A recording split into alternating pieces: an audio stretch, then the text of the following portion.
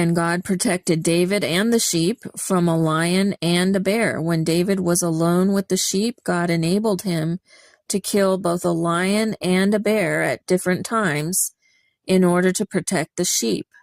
So God delivered David from death even at that time as a young shepherd boy, and now as an adult running all over the country trying to escape a crazy king and his army. God has been delivering him over and over from all types of death. Wilt not thou deliver my feet from falling, that I may walk before God in the light of the living? And that was another type of death, literally, of running around in the hills and the caves. There was the danger of falling. He could have died just from those types of accidents, as he was running from an entire army and a crazy king in charge of that army. Wilt not thou deliver my feet from falling? So that word falling has many, many references of what he means by that. David is asking God to keep him from death.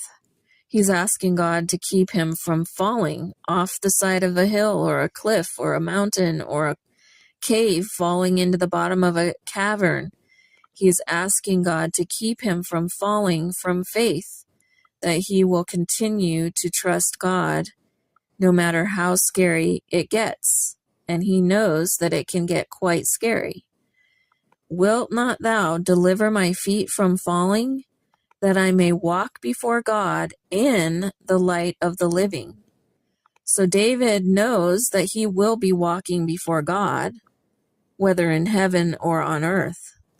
But he's asking God to spare his life so that he can walk before God in the light of the living. So that's from Psalm 56. Psalm 56, verse 1. What does Jonathan Rekokim Miktam of David refer to? What is the tune that this psalm was written to? What is the title of the tune? It is something along the lines of A Silent Dove in Distant Lands was the name of the tune that this psalm was written to. What was happening in David's life when this psalm was written? When David wrote this psalm, what was happening? He had just been captured in Gath by the Philistines. When the Philistines